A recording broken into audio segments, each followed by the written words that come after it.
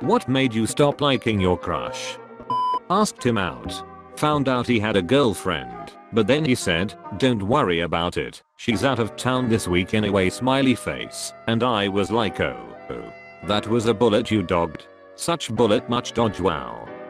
A friend of mine convinced my crush to write a list of all the reasons he wouldn't date me. Apparently I needed to wear makeup, style my hair, wear cooler clothes, and not be weird.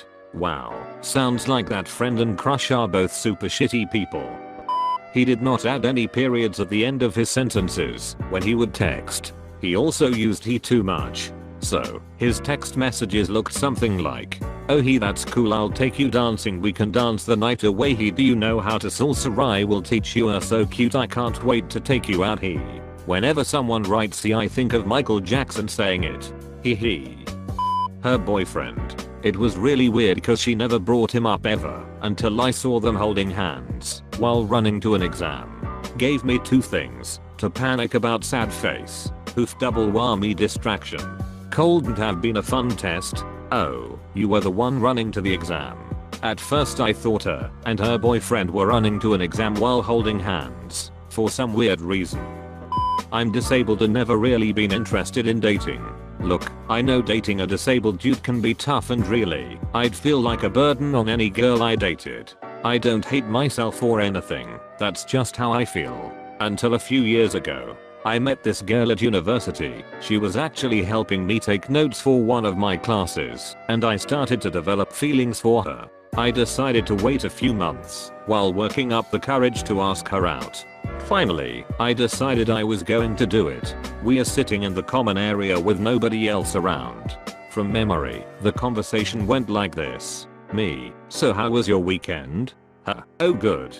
We went to my boyfriend's parents' house. I was crushed. I felt like an idiot for completely misreading the situation. I had finally worked up the courage to ask a girl out, and I didn't even get to. She was playing me along and eventually said how she wasn't really into me, but how she was really into this other guy who she found out likes her back. Painfully relatable. Infatuation only lasts so long. Found out she had been dating my dad all along. You stopped liking her crush because you now like your stepmom? Awesome. Yeah, and when we text I call her aunt. That's even weirder. I'm just being sarcastic to her cause she really thinks my dad is going to marry her somehow. They aren't in good terms or so she was kinda trying to use me to get to him. I was surprised that she had started being all interested in me, texting me a lot, asking me out. After a while she revealed that she had been seeing my dad. Got hurt, got over it. She just wanted to reach in through me. I sarcastically started calling her aunt. If she marries my dad she would be my aunt/stepmom. There's a specific term in my culture that roughly translates to aunt. While on a semester abroad he had started a relationship with a girl, still kept me on hold for 6 months. Found out through a third party when he came back. The realization that I had still been dreaming about him, talking to his friends or lexited about him, all while he was making new memories with someone else. Totally crushed me. Mine was similar.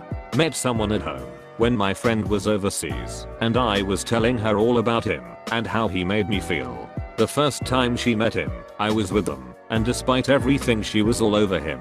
Safe to say, I got over a crush and lost a friend.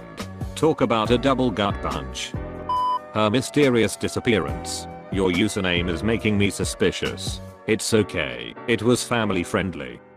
Wildly beautiful woman I was talking to said she has to really like a guy to not cheat on him. He was rude to a fast food worker and made a huge scene. I ended up apologizing to them and trying to awkwardly tip them for their troubles. The Reddit golden rule of dating. No, I think the Reddit golden rule of dating is not dating at all. She got a boyfriend that she's been with for a long time and is a very good match for her. My man. Good for both of you. She got a good match and you're a great person for moving on. INB for he didn't move on and instead is now watching them watch TV. We were on our way shopping for homecoming outfit stuff. I was being the good boyfriend and getting a matching tie. I was making small talk with her and her parents and sports came up. I played football at the time and they started asking me about the team and whatnot. Everything was going okay until her mom turned around, looked me dead in the face and asked me how I could play football with all those N asterisk asterisk asterisk s. I was mortified that someone would even ask me this. I had never even thought how to respond to it, so I said they are my teammates, they are my friends and they are real people. It didn't last long after that. Edit 1 for clarity, my ex-girlfriend shared the same opinions, just wasn't as vocal about it, and she didn't condemn what her mother had said, and that's when I lost all respect for her and decided I needed to get out of that relationship. Edit 2, thanks for the silver. That's an impressive answer, good for you. Thank you. It's the only answer I could ever give without expletives at the end.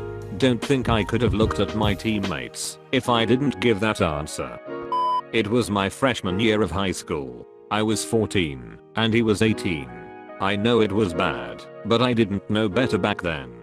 His girlfriend recently broke up with him and he started to catch feelings for me, but still hasn't gotten completely over his ex. When his ex found out I was coming on to him, she made a fake email account posing as me and sent an email to herself saying I told her to kill herself. She showed the school counselors the fake email and things got messy. The 3 of us plus 4 school counselors and the vice principal gathered in a room together to sort it out. Most of the conversation didn't involve me, and I was only there for part of it. When it was over I got to talk to my counselor alone, and I was a sobbing mess. It was so overwhelming for me at 14. I had no idea what to do. It became obvious I didn't do anything, so they let me go. Him and the ex eventually got back together and as far as I know she didn't get in trouble. So yeah, didn't talk to that guy much afterwards. Holy shit. How did she just get away with it? Schools are atrocious at dealing with that kind of stuff. I asked her whether she is a dog or a cat person. Her reply immediately stopped the liking train.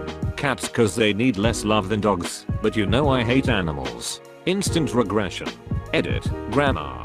Yikes. I don't think I could be with anyone who doesn't love animals. My ideal answer to that question is both.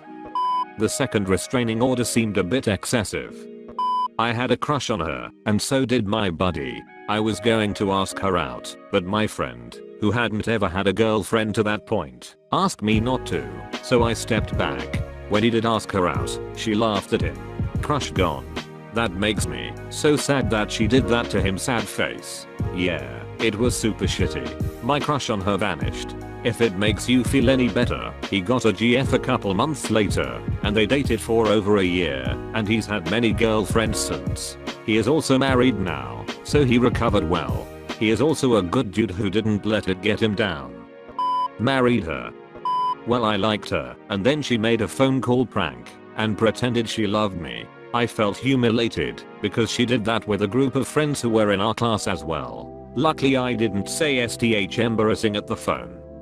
We went on a date and there was this bowl of free candy and he took all the candy. I know it was free candy, but still, I think it's rude that he took the whole bowl full. I'm not going to pretend like I'm a psychologist or anything, but something like that absolutely suggests he'd be the type of person to do bad stuff on the grounds that no one will notice.